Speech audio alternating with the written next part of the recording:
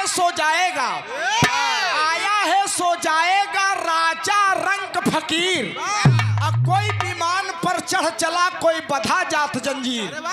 ई पंचों दुनिया में अगर सबसे बड़ी सच्चाई कोनो चीज में बा, सबसे बड़ी सच्चाई अगर कोनो चीज में बा तो उसका नाम है मौत। मौत ही दुनिया की सबसे बड़ी सच्चाई है। तो लोग राम नाम का है कहने, राम नाम सत्य है पगलऊ, तू तो बौद्धिस्ट है, राम भगवान को मनबे नहीं करते हैं। अब तू दुनिया सुधर जाए लेकिन तू लोग तो सुधरबा नहीं सब, तू लोग सुधरबे न। ठीक बा, अपन अपन भाव है भाई साहब, जैसे माने वैसे सही बा। तू लोग बछवा बछिया बनावा, तू ही लोग सुधरा। अरे यार मास्टर साहब, एक निर्गुण का प्रस्तुति में कहना है, आप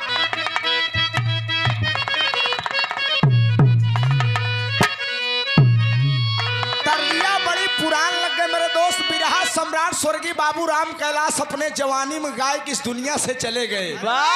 गवैया बहुत हो, इतना रसिया गवैया धरती को पैदा न हो जान ले।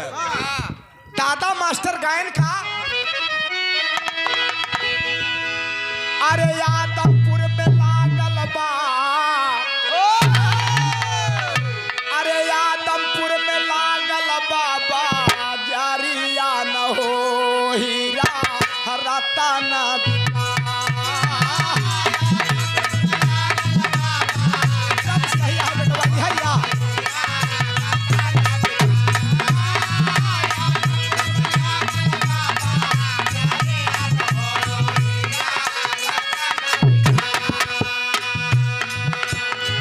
चतुरा चतुरा कारण अजय, चतुरा चतुरा कारण सौदा न हो मूरख खड़ा पाछता। चतुरा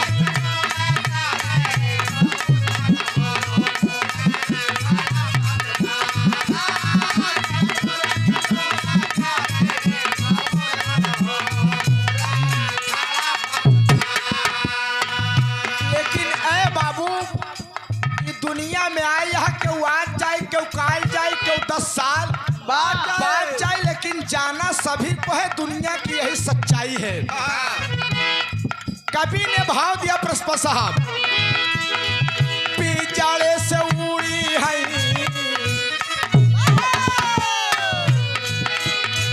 पिजाड़े से उड़ी है सुगानवा न हो साधो पिजाड़ा समा।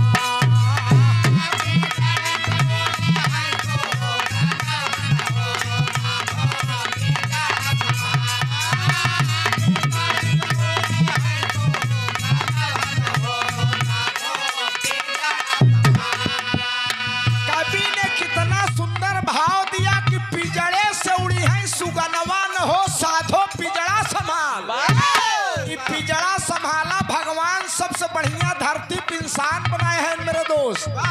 भगवान से पेटे में रहा अर्जी करा के हे दुनिया का मालिक, हमका नर्क से बाहर कर दे, जाए के बाद भजन भक्ति भाव करब। लेकिन जैसे जमीन कदम रखे मेरे दोस्त, अहंकार मन में समाई गया। 5 बीघा वाला गाटा हमारा अटे, 2 मंजिला बिल्डिंग हमारा अटे, जवन भैंस बांधी भाई हमारा अटे। माया रूपी संसार में पढ़ के मेरे दोस्त आप सब भुलाई गए। तोहरे शरीर यादे, तोहरे शरीर यादे, तोहरे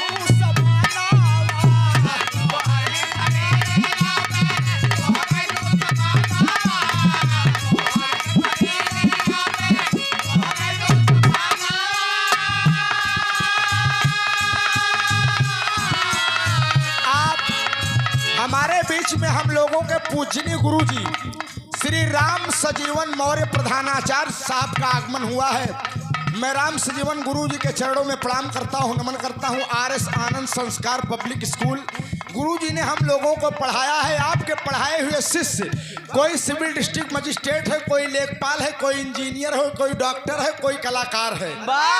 मेरे दोस्त, गुरु की गरिमा बड़ी अलग होती है। गु माने अंधकार, रू माने प्रकाश। जो अंधकार से प्रकाश की ओर ले जाए वही गुरु है। मैं गुरु जी को प्रणाम करता हूँ, नमन करता हूँ।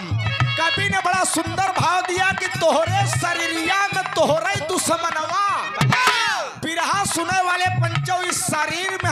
दुश्मनों छिप के बैठा है, हमका आपके तलाश करेगा बा। दुश्मन के बा काम क्रोध मत लोभ और मोह, ये हमार दुश्मन है ने पर जे काबिज हो गवा ओसे बड़ा बहादुर धरती के बा नहीं एह पर जी नकारा बाबू, एह पर जी नकारा बाबू का बहु गुबाना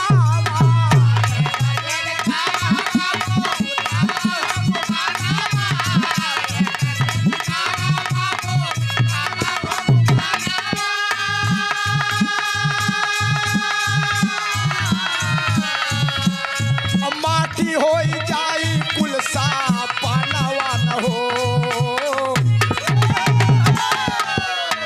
माटी हो जाई कुल सा पानावा न हो, साधो बिगड़ा सभा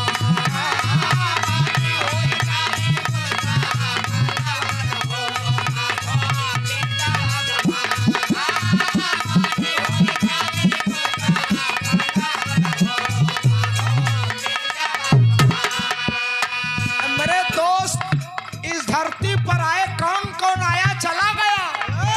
बल विक्रम बेनु दधीच गए और पारथ गए जिन भारत ठाना, पाल गए बलराम गए जे करे कखरी दसी समाना, चाहे दुर्योधन जंग गिरे ते 64 कोस में छत्र समाना, है धरा का प्रमाण यही तुलसी जो फरा सो झरा जो बरा सो जे फरा है एक दिन झरी, जे बरा वो एक दिन बुताई, धरती के नियम।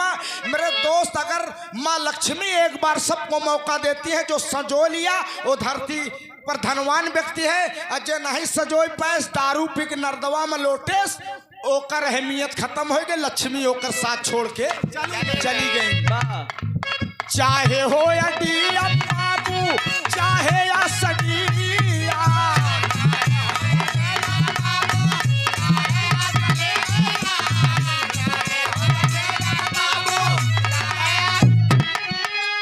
चाहे डीएम हो जाबा चाहे एसडीएम हो जाबे, चाहे हो या पीएम बाबू चाहे हो या सीएम,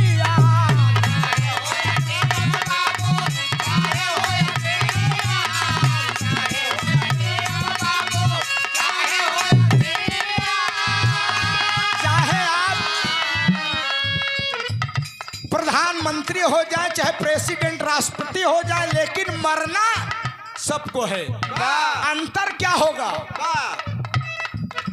उनको सम्मान के साथ उनके शव को बाबूजी तिरंगे में लपेट कर दफन किया जाएगा। अब आम नागरिक रहबा आम इंसान रहबे तो 25-30 रुपया ला कफन सबके मिलेगा, ऐसी बड़ी दौलत के साथे जाए वाली। अरे साबाही कहे काही, साबाही कहे काही का फनावा न हो, साधो बिजड़ा समा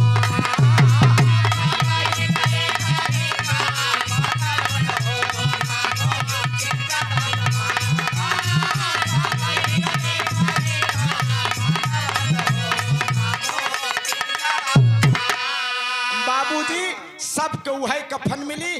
बड़े भाग्य मानुष तन पावा, सुर दुर्लभ सब ग्रंथ ही गावा, साधन धाम मोक्ष कर द्वारा पाए न जह परलोक सिधारा। ये मनुष्य की शरीर साधन का धाम में मोक्ष का दरवाजा है, लोग इसी के सहारे मनुष्य भवसागर से पार होता है। जाग जाओ काका, 65 साल की उम्र होगी हुई, जाग जा, अब वो समय बा अपने भगवान के अपने परमात्मा के याद कैले। खेती किसानी घर दुआर बिटिया बेटवा पतो ये जिंदगी पीछा छूटे वाला नहीं बा, अपने भगवान के याद कैले जिंदगी संवर जाई। आखिरी गीत लगत बहुत धर्ष तैयार है, हमारे सब कहना है।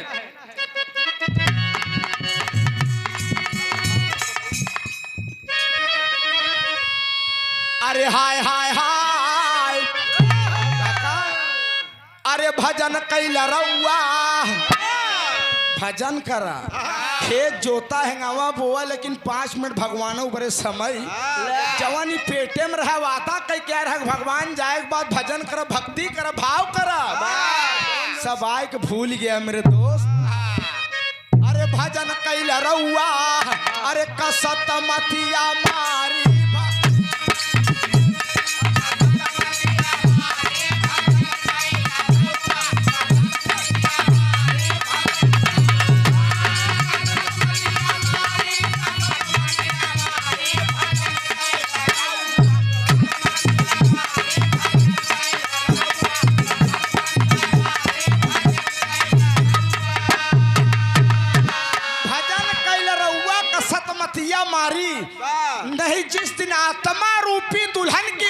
बात यहाँ मोछा टे बैठा कहने यार हमार दही तू लौंडा कुछ समझबे नहीं के। लेकिन यह आत्मा मेरे दोस्त, चाहे स्त्री हो चाहे पुरुष, वह बाबूजी दुल्हन के रूप में, स्त्री के रूप में अपने परम पिया के पास जाएगी।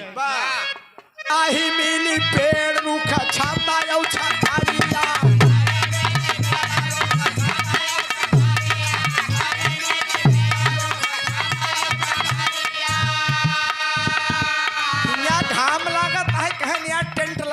धूप लागत बा, पेड़ के नीचे चला गया, लेकिन ये जीवात्मा बड़ा कष्ट सहायक पड़ी दोस्त। नहीं मिली पेड़ रुख छाता यौ, अरे बड़ा दुख साबे सुनाया मकैना धारिया,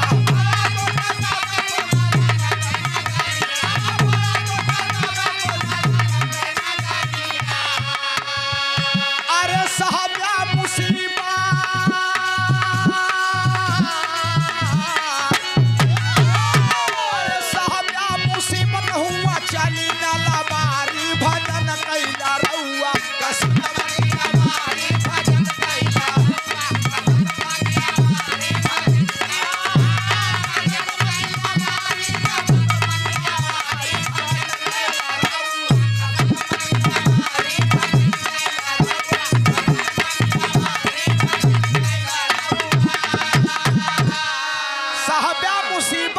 चली न लबारी। हिया कहा वकील साहब आज हमार तारीखिया देख ला, उबत 500 रुपया दे दे। वकील साहब सोचन मुक्किल बड़ा बढ़िया मिला, आज 500 काम, लेकिन भगवान का अदालत में 5 वकालत चल न पाई। आपका भजन भक्ति भाव सच्चाई ईमानदारी के वकालत हुआ चली, और रुपया पैसा घूस खाकड़ी वाला काम हुआ न चल पाई। या बरे भगवान के याद कैले, भजन कैल न जीवात्मा का बड़ा कष्ट सहायक पड़ी मेरे दोस्त। मास्टर साहब कहना है,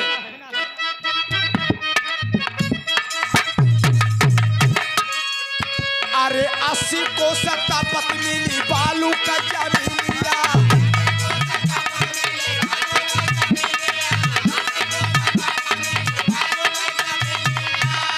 80 कोस काका हरे जानत हो, 80 कोस तपत मिली बालू कई जमीनिया।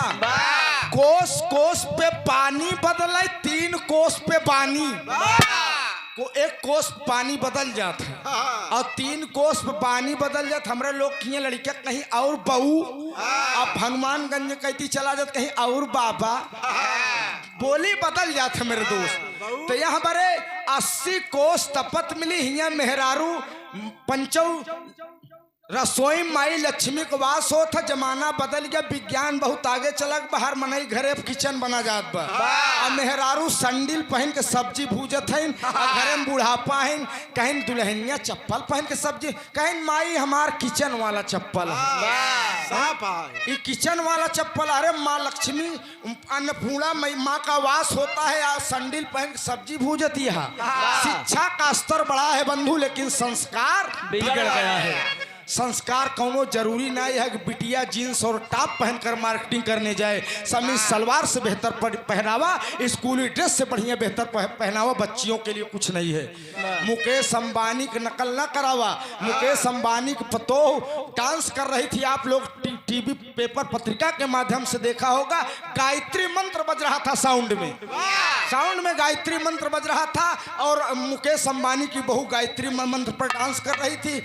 मुकेश अंबानी पतो गायत्री मंत्र पर डांस करत बहिया, डीजे पे डांस कर, डीजे बिना दारू भी आज का लड़का डांस नहीं कर पाता है। हाथ जोड़त है मेरे दोस्त, धरती पर हाई का नाम करे का आगे बढ़ेगा। आप नशा मुक्त हो जाइए, आपका संस्कार बदल जाएगा, शिक्षा उच्च क्वालिटी की होगी आपकी। अरे 80 को सत्ता पत्नी बालू का जमीनिया,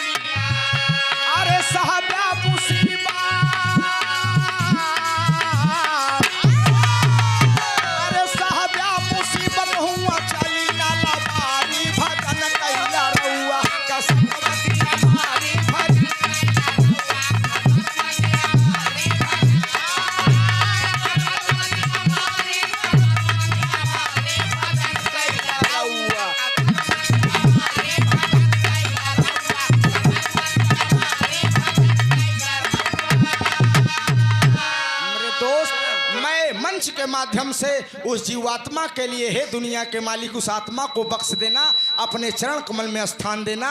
और स्वर्गीय बाबू राम धन जी की जीवात्मा स्वर्ग से इस परिवार के बगीचे को सींचती रही। मैं पूरी पार्टी के साथ भावभीनी श्रद्धांजलि, श्रद्धा सुमन अर्पित करता हूं। आखिरी लाइन में फिर चाचा का नंबर बा।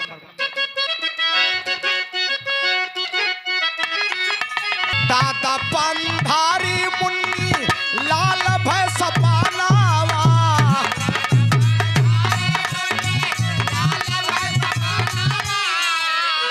आप पूजनी चाचा श्री आसाराम यादव जी बतासा के आप सब स्पेशलिस्ट यहाँ जान ले। ये पूरा परिवार बतासा के नाम से जाना जाता है मेरे दोस्त। बतासा के एक से बढ़कर एक कारीगर है आप सब। ये आसाराम चाचा की तरफ से 51 रुपया पुरस्कार पाँव लागी आशीर्वाद दिया। एक स्वर में सब सकल पंच के पहले की प्रणाम बा।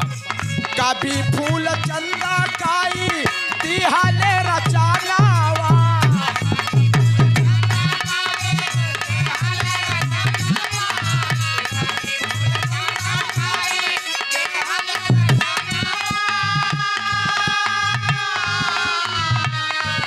हरे गावैरा के सनौ जावा नवा न हो,